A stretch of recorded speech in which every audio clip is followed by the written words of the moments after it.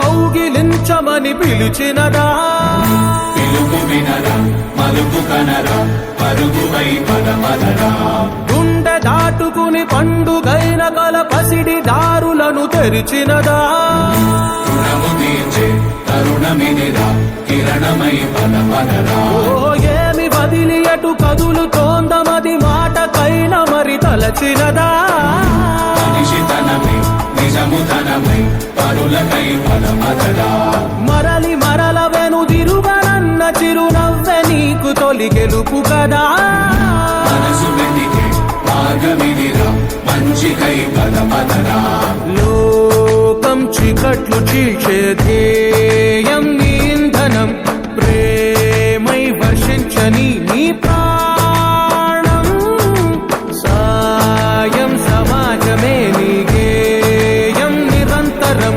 ఈరోజు మనము జనగామ జిల్లా బచ్చనపేట మండలం పోచనపేట గ్రామంలో ఉన్నాం. మరి ఇటీవల జరిగిన సర్పంచ్ ఎన్నికలలో గెలుపొందిన ఎండి ఫిరోజ్ సర్పంచ్ గారు మనతో ఉన్నారు. మరి మనతో ఉన్న నేపథ్యంలో మరి సర్పంచ్ గారు రాబోయే రోజులలో పోచనపేట గ్రామాన్ని అభివృద్ధి పదంలో ఏ విధంగా నడిపిస్తారు, పాలకవర్గంతో కలిసి ప్రజలతో కలిసి మమేకమై ముందుకు ఏ విధంగా నడిపిస్తారు ఈ గ్రామాన్ని అని చెప్పేసి మరి ఫిరోజ్ గారు ఏమనుకుంటున్నారు, మరి ఈ గ్రామం గురించి ఏ విధంగా అయితే గ్రామాన్ని అభివృద్ధి పదంలో నడిపిస్తాము, రాబోయే రోజుల్లో కొత్త గ్రామ పంచాయతీ నూతనంగా ఎన్నుకోబడిన ఈ ఫిరోజ్ గారు మరి రాబోయే రోజుల్లో పాలకవర్గంతో కలిసి ఈ గ్రామాన్ని ఏ విధంగా తనదైన శైలిలో ముందుకు నడిపిస్తాడో తన వాళ్ళనే అది తెలుసుకున్నాము. నమస్కారం సార్. నమస్కారం. ముందుగా నన్ను పోచనపేట గ్రామ పంచాయతీ సర్పంచ్గా ఎన్నుకున్న పోచనపేట గ్రామ ప్రజలందరికీ నా యొక్క ధన్యవాదాలు. నేను గ్రామ పంచాయతీ ఎన్నికల కంటే ముందు ఒక నినాదంతో మేము వెళ్ళినాము. గ్రామ పంచాయతీని అవినీతి రహిత గ్రామ పంచాయతీగా చేస్తాము. రెండో విషయం ఏం చెప్పినామంటే ప్రతిరోజు ప్రతి ఇంటికి గంట సేపు మంచినీళ్ళు ఇస్తాం. గ్రామంలోని మహిళలందరికీ పేద మధ్యతరగతి పేద అని కాదు, ప్రతి మహిళకు కుటీర పరిశ్రమలు అలాంటి ఏమైనా అంటే ట్రైనింగ్ ఏమైనా ఇప్పించే ప్రయత్నం చేస్తున్నారా? మరి ఆ దిశగా మీ ఆలోచన ఏ విధంగా ఉంది? మేము అనుకున్నాం సార్, కాకపోతే మేము ఎన్నికల్లో ప్రజలకు చెప్పలేదు. కానీ ఇప్పుడు మేము ఇంప్లిమెంట్ చేయాలనుకుంటున్నాము. ఈ మహిళలకు ఏదైతే ఉందో మేము కుట్టుగా పరిశ్రమలో రాబోయే 2-3 నెలల్లో అందరికీ కుట్టు మిషన్లు ఎవరైతే విల్లింగ్నెస్ ఉన్నారో, ఎవరైతే నేర్చుకోవాలనుకుంటారో, ఎవరైతే ఉపాధి కలవాలనుకుంటారో వాళ్ళందరికీ కూడా కుట్టు మిషన్లో వాళ్ళ ట్రైనింగ్ ఇప్పించి జనశిక్షణ సంస్థ అని వరంగల్లో ఉంటుంది సార్, అది సెంట్రల్ గవర్నమెంట్ది. దాని ద్వారా మేము ఖచ్చితంగా మహిళలకు బ్యూటిషియన్ మీద కానివ్వండి, ఈ కుట్లు అల్లికలు కానివ్వండి, ఇంకోటి వచ్చేసి ఈ కుట్టు మిషన్ల మీద ఖచ్చితంగా ట్రైనింగ్ ఇప్పించేసి వాళ్ళకు మంచి ఉపాధి కల్పించే ప్రయత్నం చేస్తాం. సేవలను కూడా భోజనపేటలో వినియోగించుకుంటాం సార్. అక్కడ మాకు తెలిసిన వాళ్ళే ఉన్నారు. మా అన్నయ్యనే జనశిక్షణ సంస్థ వరంగల్ డైరెక్టర్, కాబట్టి ఆయనతో కూడా మేము చేడుకుంటాం. మన ఊర్లో ఇంకేమైనా ప్రోగ్రామ్ పెట్టామని చెప్తాం. ఖచ్చితంగా ఇక్కడ ఒక 4-5 బ్యాచ్లు ట్రైనింగ్ ఇప్పించే ప్రయత్నం చేస్తాం. అందరికీ కూడా ఉపాధి కల్పిస్తామని చెప్పి మహిళలందరికీ కూడా నేను ఈ సందర్భంగా మీ జనగాం టీవీ ద్వారా కూడా వాళ్ళకు ఒక హామీ ఇస్తున్నాను సార్. నేను ఖచ్చితంగా 3-4 కుటీర పరిశ్రమలు కూడా ఏర్పాటు చేద్దామని చెప్పి మేము ప్రయత్నం చేస్తున్నాం. ఆ దిశగా మేము ముందుకు పోతాం. ఖచ్చితంగా రాబోయే సంవత్సరంలోపు ఇక్కడ 3-4 కుటీర పరిశ్రమలు కూడా ఉంటాయి. అందులో మహిళలందరూ కూడా ఉద్యోగస్తుల భాగస్వాములుగా కూడా ఉంటారని చెప్పి మీకు చెప్తున్నాను. అదేవిధంగా ఇక్కడ ప్రాథమిక ఆరోగ్య కేంద్రం ఉందా? ఉంటే మరి దాన్ని మీ సిబ్బంది కానీ మీరు కానీ వెళ్ళి తనిఖీ చేస్తున్నారా? మరి గ్రామంలోని ప్రజల పరిస్థితి, ఆరోగ్య పరిస్థితి ఈ విధంగా ఉంది. మరి దానిపై మీ ఆలోచన ఏమనుకుంటున్నారు? ఖచ్చితంగా మాకు ఒక ప్రాథమిక సబ్ సెంటర్ ఉన్నది ఇక్కడ. అది చాలా బ్రహ్మాండంగా పనిచేస్తారు సార్. 3 ఆశా వర్కర్లు ఉన్నారు. మేము గ్రామ పంచాయతీ రాకముందుకే హాస్పిటల్ తెరిచి ఉంటుంది.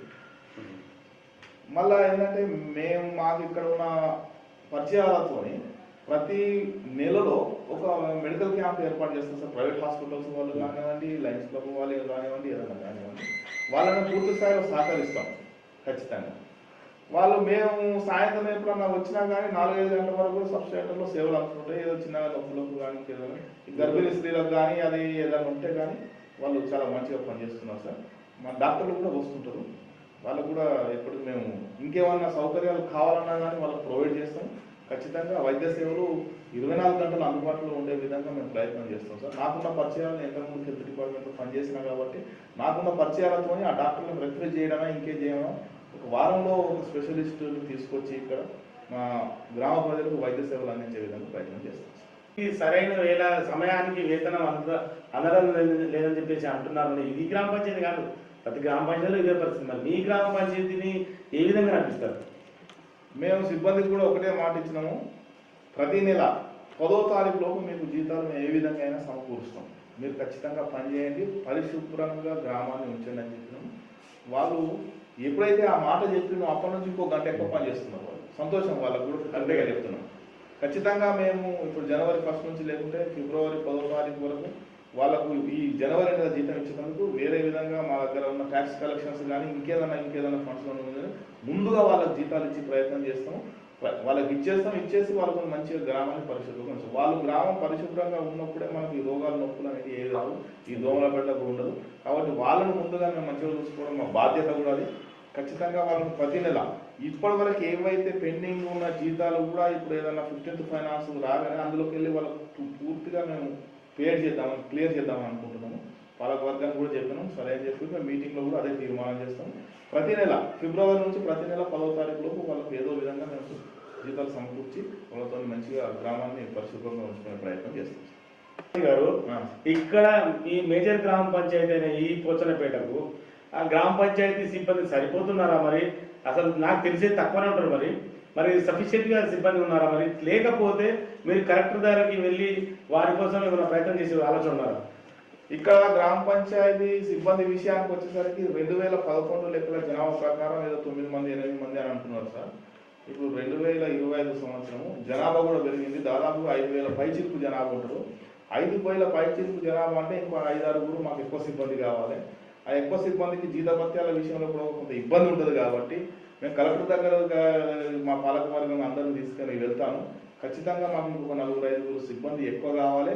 వాళ్ళ జీతభత్యాలు కూడా కలెక్టర్ ఫండ్ల నుంచి ఇవ్వమని చెప్పి మేము వాళ్ళకి విన్నవించుకుంటాము. కలెక్టర్ కూడా మంచి ఉన్నది కాబట్టి మనకు మంచి జనగామ మంచి అభివృద్ధి చేస్తున్నారు కాబట్టి ఏ సమస్య ఏంటి, ఏ గ్రామ పంచాయతీ సమస్య ఏంటి కూడా ఆయనకు తెలుసు. కాబట్టి కొంత ఫండ్ కలెక్టర్ దగ్గర నుంచి కూడా తీసుకొచ్చి వాళ్ళ జీతభత్యాల వల్ల ఇంకో 4-5 మేము ఎక్కువ చేసుకునే ప్రయత్నం చేసి గ్రామాన్ని మరింత పరిశుభ్రంగా ఉంచేందుకు ప్రయత్నం చేస్తాం. మంచి పాలకులుగా కూడా మేము పేరు తెచ్చుకోవాలని చూస్తున్నాం. ఈరోజు గారు, మీరు ఈ పోచన్నపేట గ్రామ ప్రజలకు సేవ చేయడమే కాకుండా మండలంలోని అన్ని గ్రామాల సర్పంచులు ఉన్నారు మీ వెనకాల. మరి వారికి మంచి అవుతుంది, చెడు అవుతుంది, వారికి ఏదైనా కష్ట నష్టాలు ఉంటాయి. మరి వారి కష్ట నష్టాల్లో మీరు పాలు పంచుకొని ఈ సర్పంచులందరినీ మీదైన శైలిలో ఏ విధంగా ముందుకు నడిపిస్తారు? ముందుగా మా బచ్చన్నపేట సర్పంచ్ మిత్రులందరికీ కూడా నేను ప్రత్యేక ధన్యవాదాలు తెలుపుతున్నాను. ఏది ఏమైనప్పటికీ నన్ను సర్పంచ్ల ఫోరం అధ్యక్షులు ఎన్నుకున్న ప్రతి సర్పంచ్కు కృతజ్ఞతలు. ఎప్పుడైతే సర్పంచ్ల ఫోరం మండల అధ్యక్షుడిని అయిన నా పైన మరింత బాధ్యత పెరిగింది. మా పాలక వర్గం పైన కూడా కొంత బాధ్యత పెరిగింది. నేను ఉదయం 9 గంటల నుంచి మధ్యాహ్నం 2 గంటల వరకు ఇక్కడ నేను అవైలబుల్గా ఉంటాను చెప్పాను మా పాలక వర్గాన్ని కూడా రాగానే. తర్వాత క్రమంలో ఏ గ్రామ పంచాయతీలో ఏ సమస్య ఉన్నా కానీ రోజుకు 1-2 గ్రామాలకు వెళ్ళి ప్రయత్నం చేస్తాను.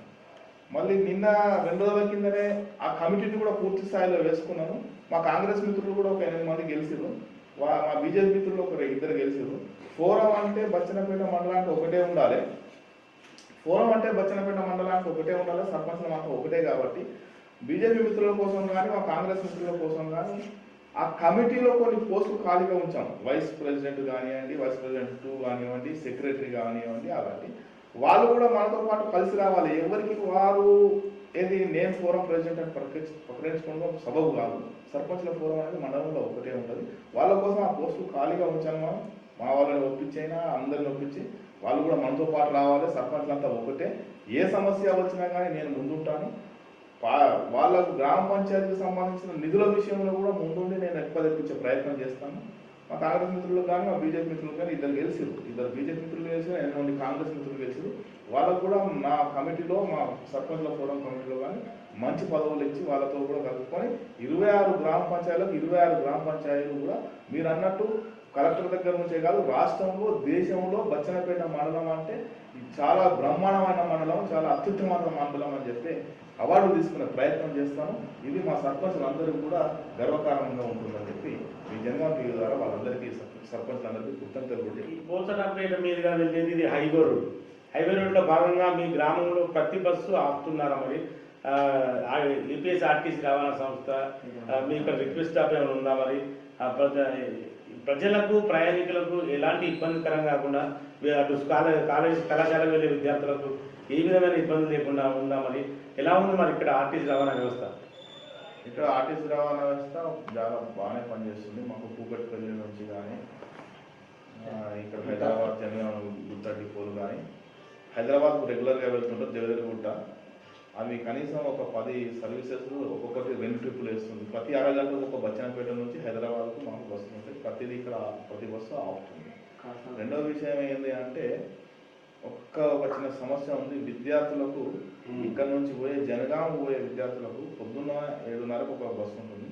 ఇంకొకటి 10 గంటలకు కూడా ఒకటి ఉంటే 9:30 ప్రాంతంలో అది మేము డిఎం గారి దగ్గర పోయి కలుస్తాము. మా పాలకవర్గం నుంచి ఒక తీర్మానం తీసుకొని 9:30కు కూడా ఇంకొక బస్సు కావాలి. ఈవినింగ్ టైంలో కూడా 5:30, 6 తర్వాత ఇటు బచ్చన్నపేట నుంచి కానీ జనగామ నుంచి కానీ పోచనపేటకు వచ్చే బస్సులు లేవు. ఒక 7 o'clock ఒక బస్సు ఏర్పాటు చేసే విధంగా కూడా మేము డిఎం గారిని కలుస్తాం. జనగామ కాశీనగర్లో అక్కడ ఆపట్లేదు బస్సులు అది అని చెప్పితే మా ఎమ్మెల్యే గారి దృష్టికి తీసుకెళ్తే ఆయన ఇమీడియట్గా తన సొంత ఖర్చులతో ఒక రిక్వెస్ట్ బస్ స్టాప్ డబ్బులు కూడా ఇచ్చిండు, ₹1,00,000. అది ఇప్పుడు కడుతున్నాం. ఈ రాబోయే 2-3 రోజుల్లో ఎమ్మెల్యే గారి చేతుల మీదుగా దాన్ని ఇనాగ్రేషన్ చేస్తాం. అలాగే ఎమ్మెల్యే గారు కూడా ఏం చెప్పారు, ప్రతి డిపో కూడా లెటర్ రాసేసాను అక్కడ ఖచ్చితంగా కాశీనగర్లో బస్సులు ఆపాలి అని. వాళ్ళు కూడా సానుకూలంగా స్పందించారు. ఖచ్చితంగా రేపు ఈ 2-3 రోజుల్లో అక్కడ బస్ స్టాప్ కూడా ఇనాగ్రేషన్ చేసుకుంటాం. అక్కడ కూడా బస్సులు ఆపుతున్నాం. ఇబ్బంది ఇక్కడ బస్ స్టాప్ ఉన్నది మాకు మంచిగా. కాకపోతే అక్కడ కొంచెం మరుగుదొరలేదు కాదు, కొంచెం ఇబ్బందిగా ఉంది. వచ్చే వాళ్ళు పోయే వాళ్ళకు కొంచెం చాలా ఇబ్బందిగా ఉంది. కాబట్టి రేపు పాలకవర్గంలో మేము మీటింగ్ పెట్టుకొని అక్కడ అది ఏర్పాటు చేసే ప్రయత్నం చేస్తాం. గ్రామంలో వృద్ధాప్య పింఛన్ల ప్రక్రియలో భాగంగా కొంచెం అవకతవకలు పాల్పడాలని చెప్పేసి గ్రామస్తులు అనుకుంటున్నారు. మరి మీరు కొత్తగా నూతనంగా ఎన్నికైన సర్పంచ్ గారు కాబట్టి ఈ సమస్యలు మీదైన శైలిలో ఈ విధంగా పరిష్కరిస్తారు. అవకతవకలు అంటూ ఏమి లేవు. జనరల్గా ఏమవుతుందంటే ఈ ఐరీస్ ఇది తమ్ము పెట్టినప్పుడు ఏమవుతుందంటే అందరికీ కొంచెం ఏజ్డ్ ఎక్కువ కాబట్టి ఇవి అరిగిపోవడం వలన రావడం లేదు. అది మా కార్యదర్శి మా ఊర్లోనే ఉంటుంది కాబట్టి వాళ్ళు విద్యార్థులు పాపం మా కార్యదర్శి ద్వారా కానీ ప్రభుత్వంతో మాట్లాడి వాళ్ళని ప్రతి నెల వచ్చే విధంగా నేను ప్రయత్నం చేస్తాను. పెన్షన్లో మా దగ్గర ఉన్న పోస్టులను కూడా నాగయ్య గారు కూడా మంచిగా నిర్ణయిస్తారు. ఎవరైనా చేతగానే ఉన్నా కానీ ఇంటికి పోయి ఇస్తారు. కానీ అవకతవకలు అంటే ఏం లేవు, చాలా బ్రహ్మాండంగానే ఉన్నది. కాకపోతే ఆ వేలు పడడము, ఐరిస్ రాకపోవడం అవి 1-2 ఇబ్బందులు ఉన్నాయి. అవి ఎంపీడీఓ గారితో మాట్లాడి మా కార్యదర్శికి మనం అటాచ్ చేయమని చెప్తాను. కార్యదర్శి ద్వారా ప్రతి నెల కూడా వాళ్ళకి ఇప్పించే ప్రయత్నం చేస్తాం. ఇన్ని కూడళ్ళ వద్ద సీసీ కెమెరాలు ఉన్నాయి. మరి ప్రస్తుతం ఎన్ని ఉన్నాయి? రాబోయే రోజుల్లో ఇంకేం ఏర్పాటు చేయబోతున్నారు? ఏర్పాటు చేసిన క్రమంలో ఎవరిని ఆహ్వానిస్తారు? మరి వాటిని ప్రారంభంలో ఎవరు ఏ విధంగా ఉండబోతున్నారు? పోయినసారి డీసీపీ గారు వచ్చే మా సీసీ కెమెరాలు అన్నీ యాడ్ చేశారు సార్. ఇప్పుడు ఏంటంటే ఆ కోతుల బెడద వల్ల అది వైరింగ్, ఆ వైర్లు ఎక్కడికక్కడ కోతులు కట్ చేస్తున్నాయి. దానివల్ల ఏ సీసీ కెమెరా కూడా పనిచేస్తుంది. మా దగ్గర DVR ఉంది, అది మా టీవీలు ఉన్నాయి, అన్ని బ్రహ్మాండంగా ఉన్నాయి. సీసీ కెమెరాలు కూడా ఉన్నాయి సార్. అది ఏ విధంగా వైర్లెస్ సీసీ కెమెరాలు పెడతామా లేదంటే అవిటినే మళ్ళీ పునరుద్ధరిస్తామా అని చెప్పి మేము పాలకవర్గంలో మాట్లాడుతున్నాం సార్. దాదాపుగా ఏది ఏమైనప్పటికీ కనీసం ఒక 20 నుంచి 25 సీసీ కెమెరాలు ఉంటాయి సార్ మా దగ్గర. వాటిని మళ్ళీ రిపేర్ చేసిద్దామా, ఏది మళ్ళీ వైరింగ్ ద్వారా పెడదామా లేకపోతే ఎక్కడికక్కడ సపరేట్గా పెడదామా అని చెప్పి మేము ఒక నిర్ణయం తీసుకొని ఈ సంక్రాంతిలోపు ప్రతి సీసీ కెమెరా పనిచేసే విధంగా మళ్ళీ మా ఏసీపీ గారిని కానీ మా డీసీపీ గారు కానీ మా ఎస్ఐ హమీద్ గారు వాళ్ళు మా సిఐసార్ వాళ్ళతో ఇప్పించి మళ్ళీ వీటిని ఓపెన్ చేస్తాం సార్.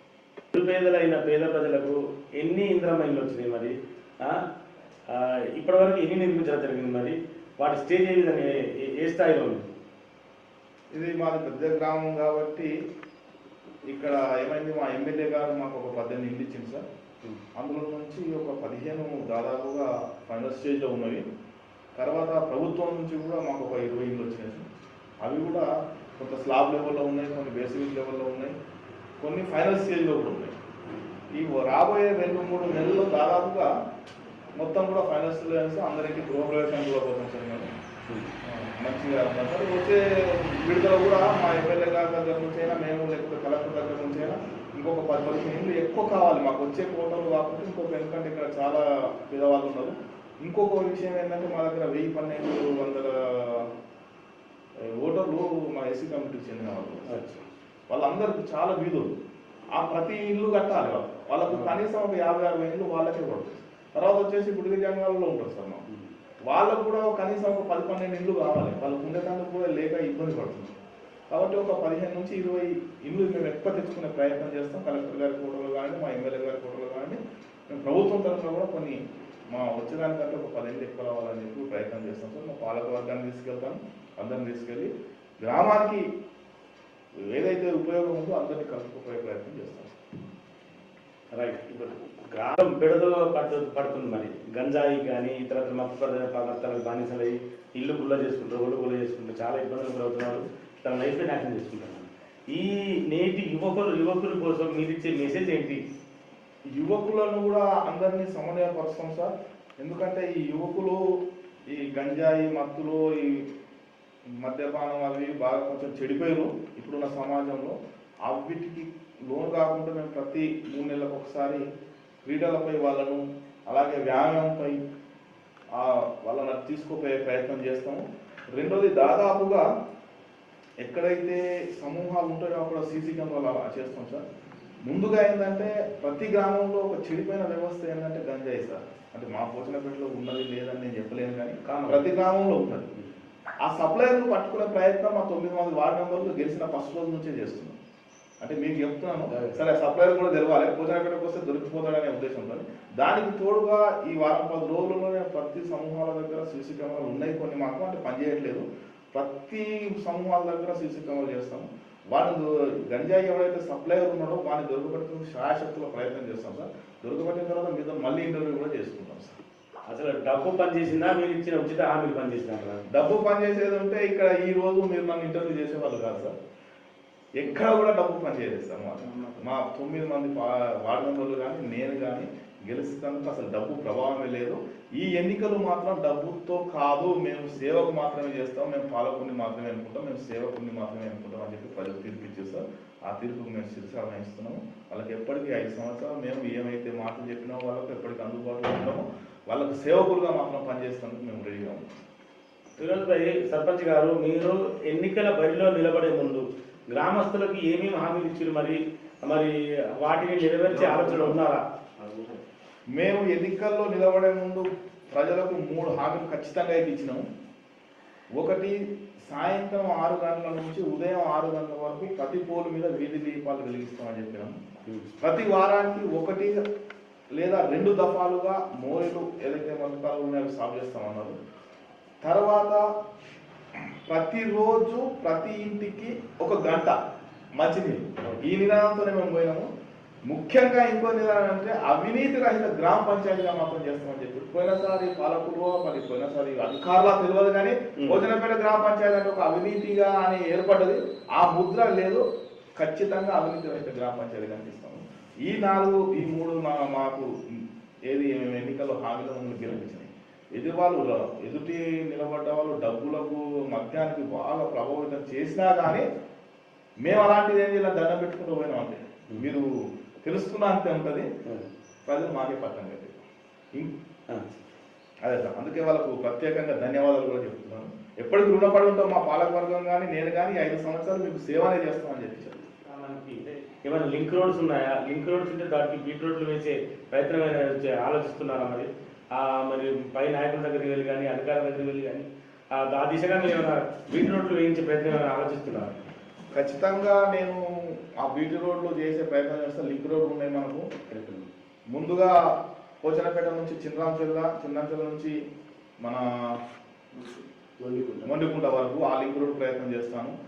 అది ప్రపోజల్లో ఉంది, ఖచ్చితంగా చేస్తాం. తర్వాత పోచనపేట నుంచి తమ్మడపల్లికి, పోచనపేట నుంచి కేశపురంకు, పోచనపేట నుంచి ఇటు నారాయణపురంకు, సదాశివపేట మీదుగా పోచనపేట నుంచి నమ్లేకు ఈ రోడ్లు ఉన్నాయి. ఇవి రాబోయే 5 సంవత్సరాల్లో ప్రభుత్వం యొక్క అందరి అధికారులది, ప్రభుత్వంది, మా పంచాయతీరాజ్ శాఖ మంత్రి కానివ్వండి, మా రోడ్డు భవన శాఖ మంత్రి గారు అందరి సహకారాలు తీసుకొని వాళ్ళ దగ్గర కూడా వెళ్తాను, వెళ్ళి ఖచ్చితంగా తీసుకొచ్చే ప్రయత్నం చేస్తాను. నా వంతు దానికి మా పాలకవర్గం కానీ నేను కానీ ఖచ్చితంగా అవి చేసే ప్రయత్నం చేస్తాము. కంప్లీట్ కూడా చేస్తాం, మేము హామీ కూడా ఇచ్చినాం, ప్రజలకు కంప్లీట్ చేసే ప్రయత్నం చేసేందుకు పనిచేస్తాం. ప్రభుత్వం సహకారం కూడా మాకు ఉంటుందని చెప్పి మేము కోరుకుంటున్నాం. ఇప్పుడు ప్రభుత్వం ద్వారా వచ్చే సంక్షేమ పథకాలు ఏవైతే ఉన్నాయో మరి పేద ప్రజలకు అందే విధంగా మీరు మీ పాలకవర్గం ఏ విధంగా వారికి అందేలా మీరు ఏ విధంగా కృషి చేస్తారు? ముందుగా మేము మా పాలకవర్గం 12 వార్డులకు 9 వార్డులు గెలిచినాయి. మా పాలకవర్గం కూడా చాలా యువకులు ఉన్నారు, మిగతా ముగ్గురు కూడా యువకులు ఉన్నారు. వాళ్ళు కూడా మాతో కలిసి పనిచేస్తామని చెప్పారు. ఏదున్నా మనం గ్రామ అభివృద్ధికి చేద్దామని చెప్పారు. ఎవరికైతే సంక్షేమ పథకాలు రావట్లేదో, కొంతమందికి పెన్షన్స్ రావట్లేదు, కొంతమందికి రేషన్ కార్డుల ప్రాబ్లం ఉంది, ఏ వార్డుకు ఆ వార్డు వాళ్ళు రాసుకుంటున్నారు.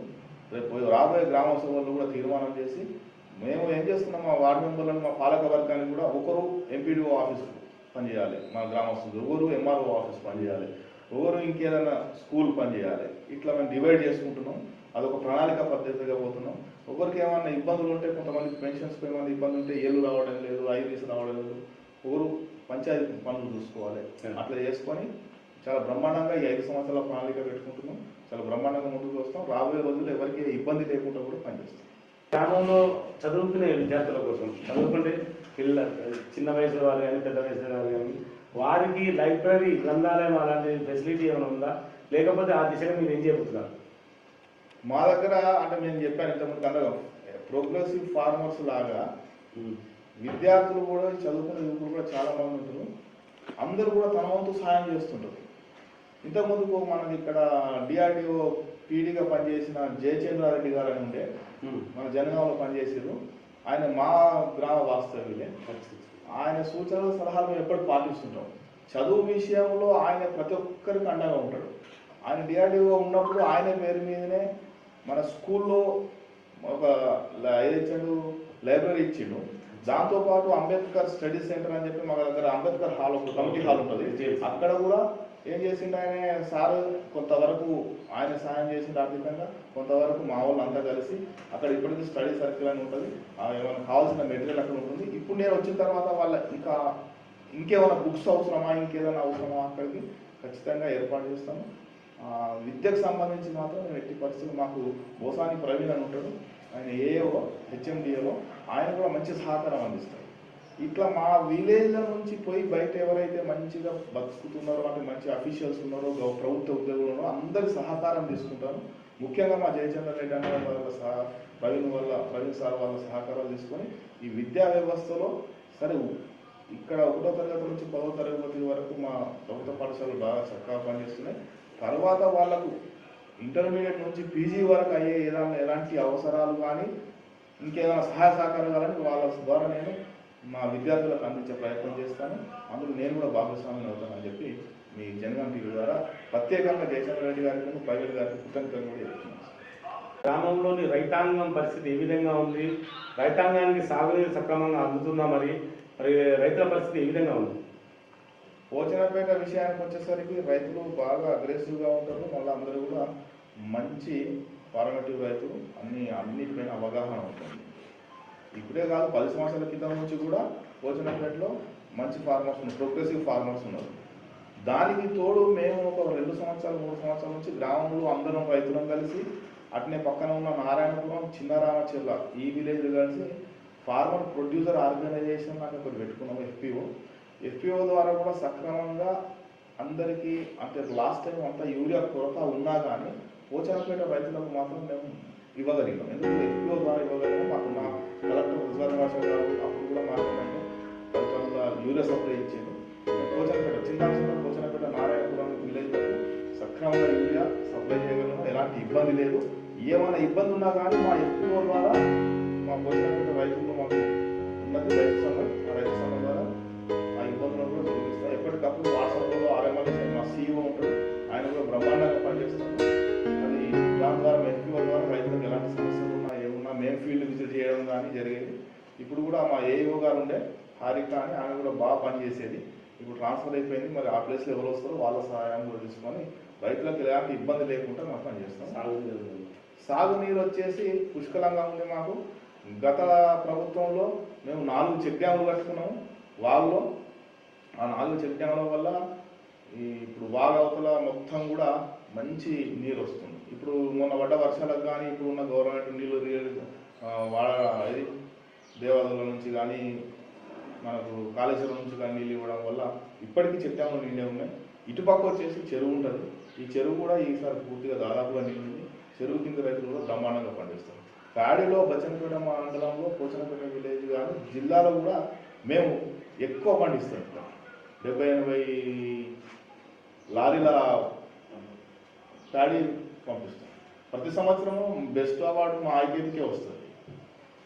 సాగునీరుకు ఇబ్బంది ఏం లేదు, చాలా బ్రహ్మాండంగా ఉంటుంది మా దగ్గర. చెక్ డ్యాములు బాగా పనిచేస్తున్నాయి. ఇప్పుడు వర్షాలు కూడా సమృద్ధిగా పడ్డాయి కాబట్టి మంచి అవకాశం ఉంది. ఎక్కడ బోర్లు ఎండిపోయే పరిస్థితి ఏం లేదు. ఈ గ్రామంలో ఈ పోచనపేట గ్రామ పంచాయతీలో పారిశుద్ధ్యం ఏ విధంగా ఉంది? గత 2 సంవత్సరాల నుంచి సర్పంచ్ పరిపాలన లేదు కదా, మరి అధికార పాలన ఉంది కాబట్టి సరిగ్గా పట్టించుకొని దాఖలాలు ఉన్నాయి. మరి ఇప్పుడు మీరు వచ్చిన తర్వాత పారిశుద్ధ్యాన్ని నివారించడానికి మీరు ఏ చర్యలు తీసుకుంటున్నారు? మా సిబ్బంది చాలా బ్రహ్మాండంగా పనిచేస్తున్నారు.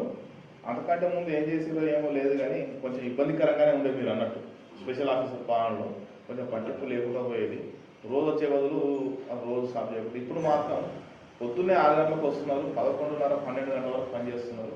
దాదాపుగా ఇప్పటికే ఒక రౌండ్ గ్రామం మొత్తం పరిశుభ్రం అయిపోయింది. 2వ రౌండ్ రేపు 1 నుంచి మళ్ళీ చేస్తాం. ఖచ్చితంగా మంచి పని చేస్తున్నారు మా సిబ్బంది. చాలా వాళ్ళకు కూడా కొన్ని ప్రత్యేక కృతజ్ఞతలు చెప్పాలి. మనం వచ్చిన తర్వాత అన్న మేము కూడా మిమ్మల్ని గెలిపించుకున్నాం, మీరే రావాలని ఉన్నది. మీరు వచ్చినందుకు మేము ఇంకో గంట ఎక్కువ పని చేస్తాం అంటారు. చాలా మంచి సహకరిస్తున్నారు.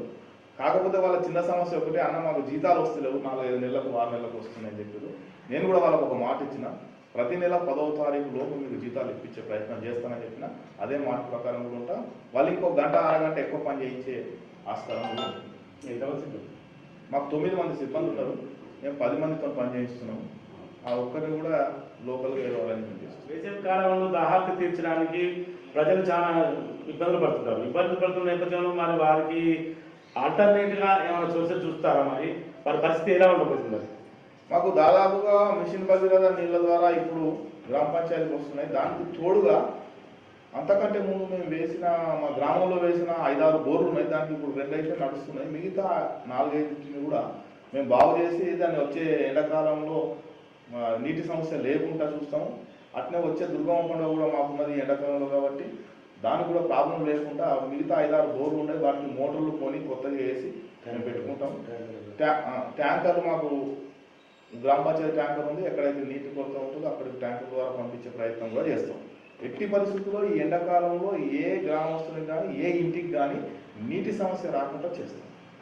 ఈ గ్రామంలో ఇంటింటికి నీరు సమృద్ధిగా అందుతుందా, మరి సఫిషియెంట్గా అందుతుందా, మరి లేకపోతే పూర్తి స్థాయిలో వారికి అందేలా మీరు ఏం చేయబోతున్నారు? మేము గెలవక ముందు కొంచెం ఇబ్బందికరంగానే ఉండేది. మేము గెలిచిన 15 రోజులు అవుతున్నాం. దాన్ని క్రమక్రమంగా ఈరోజు ఆల్టర్నేట్ డేస్ ఇవ్వగలుగుతున్నాం ప్రతి ఇంటికి. మేము ఈ 1st నుంచి గుడ్ మార్నింగ్ పోచనపేట అని ఒక కార్యక్రమం పెట్టుకున్నాము. అట్నే ఈ తాగునీరు విషయంలో ప్రతి ఇంటికి ప్రతిరోజు 1 గంట సేపు అని ఒక కార్యక్రమం చేపడుతున్నాము. అది ఖచ్చితంగా అమలు చేస్తాము. అది అమలు అయ్యేందుకు ఒక వారం 10 రోజులు పడుతుంది. ఈ వారం 10 రోజుల్లో ప్రతిరోజు కూడా ప్రతి ఇంటికి 1 గంట సేపు నీళ్లు ఖచ్చితంగా వస్తాయి. ఆ ఒక టైమింగ్స్ కూడా రాసేస్తాం. ఈ బజార్ ఈ టీ నుంచి ఈ టైమింగ్స్ వరకు వస్తాయి, ఈ బజార్ ఈ టైమింగ్ నుంచి ఈ టైమింగ్ వరకు వస్తాయి, ఈ బజార్ ఈ టైమింగ్ నుంచి. పొద్దున ఒక 3 గంటలు, సాయంత్రం ఒక 3 గంటలు, 6 గంటల్లో ప్రతి ఇంటికి మేము మంచినీరు అందేలా ప్రయత్నం చేస్తున్నాం. ఇక్కడ ఎంతమంది ఉంటారు? వలస వెళ్ళిన వారు ఎంతమంది? అసలు సంఖ్య ఎంత? ఇక్కడ 3300 ఓటర్లు ఉంటాం. దాదాపుగా చనిపోయిన వాళ్ళు తీసేస్తే 3250 మంది వస్తారు. అందులో మొన్న 3003 పోలైనాయి. దాదాపుగా 350 వరకు బయట హైదరాబాద్లో లేకపోతే వేరే ప్రదేశాల్లో వాళ్ళు వలస వెళ్ళి చేస్తున్నారు. ప్రతి పండుగలకు పంపానికి ఇక్కడికి వస్తారు. ఓట్లు ఉన్నప్పుడు ఖచ్చితంగా వస్తారు. మిగతా వాళ్ళందరూ ఇక్కడనే ఉంటారు.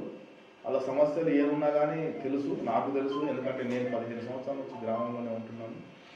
ఒక్కొక్కటిగా కూడా వాళ్ళకి పూర్తి చేస్తాను.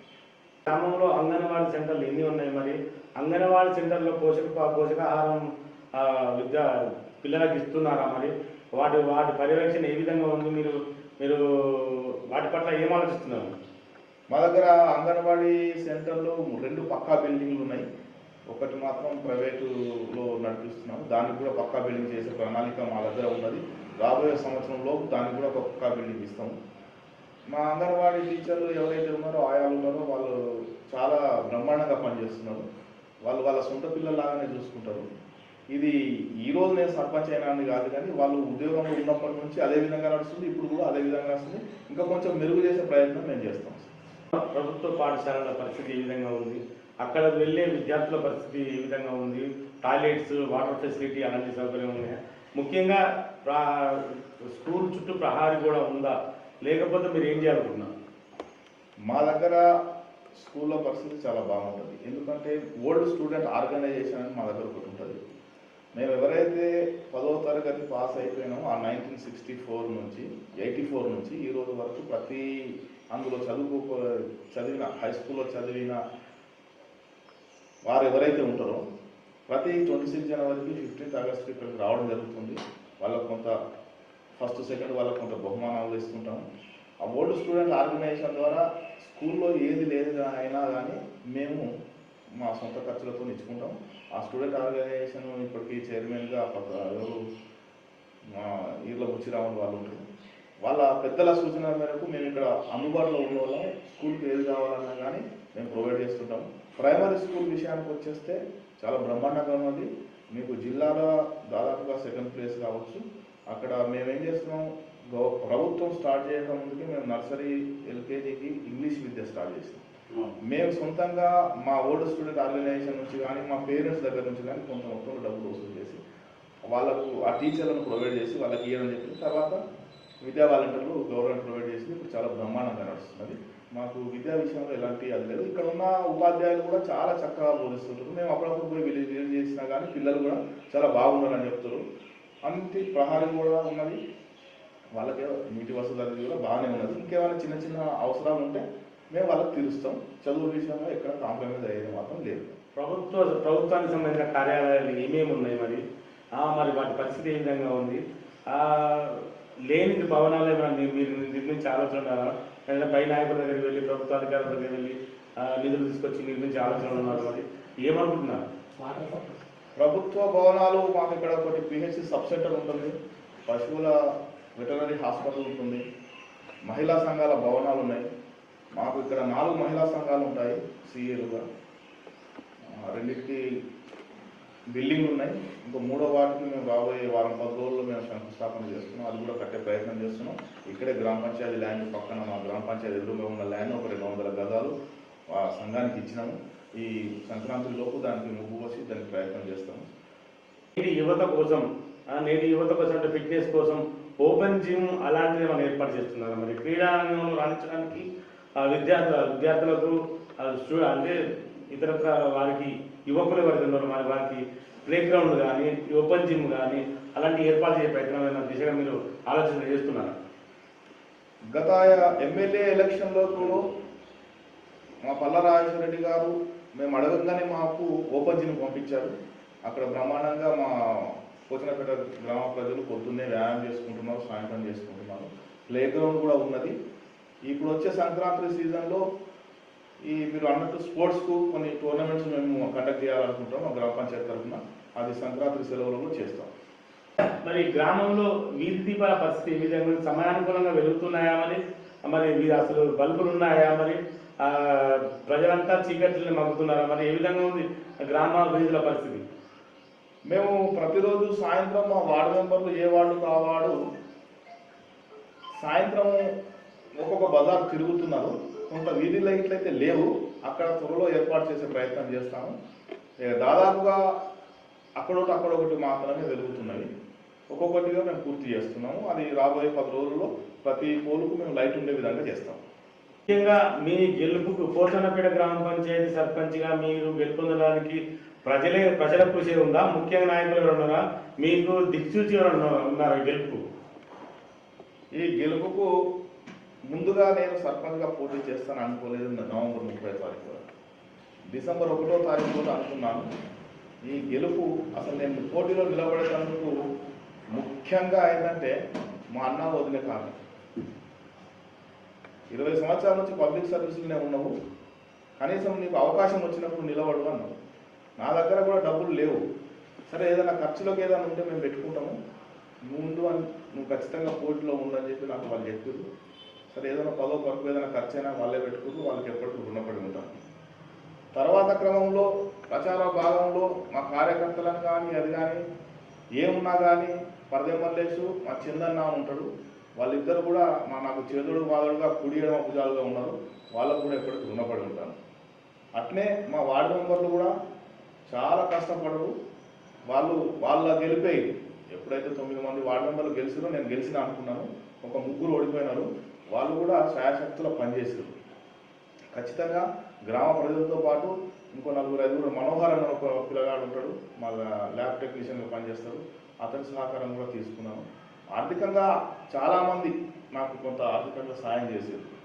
వాళ్ళు ఇక అడగము మేము ఈ డబ్బులు నువ్వే ఉంచుకో నువ్వు చేసిన సేవకు అని చెప్పారు. వాళ్ళందరికీ కూడా మీ జనగాం టీవీ ద్వారా కృతజ్ఞత చెప్తున్నాను. ముందుకు గతంలో ఏం చేస్తుండేవారు మీరు? అప్పుడు కూడా ప్రజాసేవ చేసిరా? ఏదైనా ఉద్యోగరీత్యా ఏమైనా ఎక్కడైనా జాబ్ చేయడం జరిగిందా?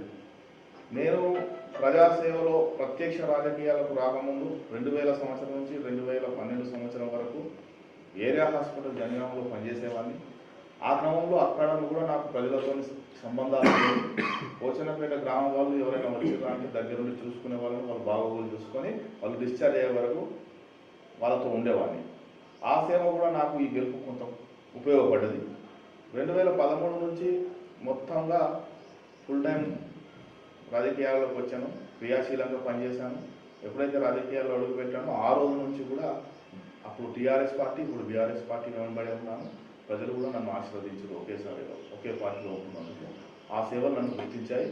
2013 నుంచి ఈ రోజు వరకు కూడా నేను ప్రజాసేవలనే ఉన్నాను, ప్రతిరోజు ప్రజలకు అందుబాటులో ఉన్నాను.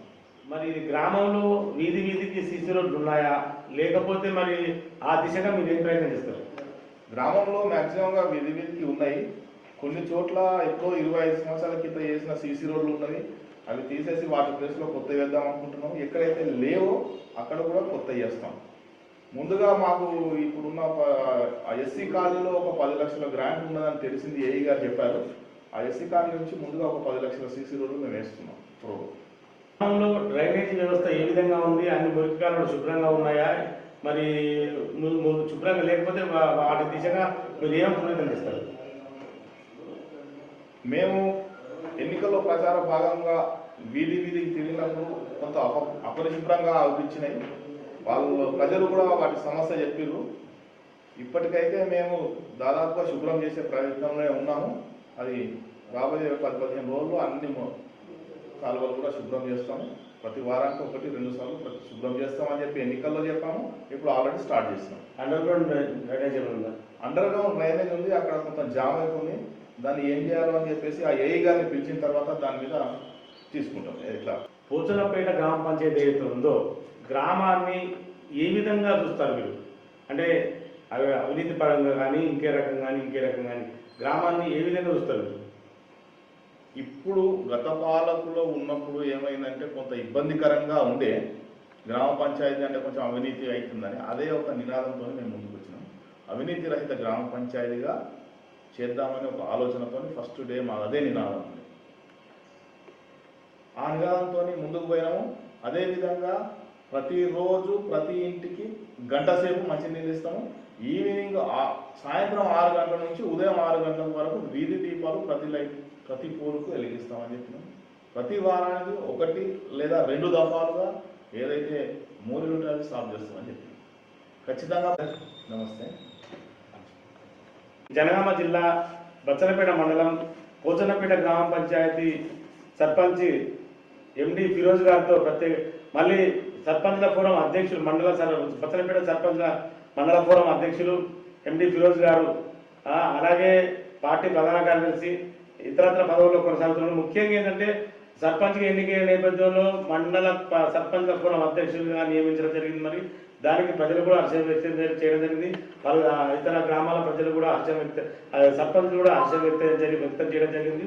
నేపథ్యంలో మరి రాబోయే రోజులలో ఈ గ్రామాన్ని భోజనపేట గ్రామాన్ని అవినీతి రహిత గ్రామ పంచాయతీగా తీర్చిదిద్దుతాను. ఇంటింటికి గంట సేపు మంచినీళ్ళు సప్లై చేస్తాను. ఆ పారిశుద్ధ్యం పడగేసింది దాన్ని కూడా నేను నిర్మూలిస్తానని చెప్పేసి చెప్తున్నాను. మరి తన పాలక వర్గంతో ప్రజలతో మన్నైతమై ఈ గ్రామాన్ని మరింత అభివృద్ధి దశలో ముందుకు తీసుకెళ్తానని చెప్పేసి ఎండి ఫిరోజ్ గారు చెప్పడం జరుగుతుంది. మరి రాబోయే రోజులలో ఈ పోచనపేట గ్రామం మండలంలోనే కాదు జిల్లాలోనే అత్యుత్తమ గ్రామ పంచాయతీగా తీర్చిదిద్దుతానని చెప్పేసి ఫిరోజ్ గారు చెప్పడం జరుగుతుంది. మరి రాబోయే రోజుల్లో మరి గ్రామం ఏ విధంగా ముందు దశలో పయనిస్తుందో చూద్దాం. కెమెరా పర్సన్ క్రాంతితో శ్రీనివాస్, JNTV జనగాం. అతి తక్కువ సమయంలో మీ వ్యాపార సామ్రాజ్యాన్ని పెంచుకోవాలనుకుంటున్నారా? తక్కువ ఖర్చుతో ఎక్కువ పబ్లిసిటీ చేయాలనుకుంటున్నారా? అయితే ఇంకెందుకు ఆలస్యం? మీ JNTV తెలంగాణ ఛానల్లో అతి తక్కువ ఖర్చుతో ప్రకటనలివ్వండి. అత్యధిక లాభాలను సాధించుకోండి. వ్యాపార, వాణిజ్య, పాఠశాలలు, వైద్యశాలలు, హోటళ్లు, వస్త్ర దుకాణాలు, అన్ని రకాల వ్యాపార ప్రకటనల కొరకు సంప్రదించండి. మా ఫోన్ నంబర్స్ 8558288081 9247896607.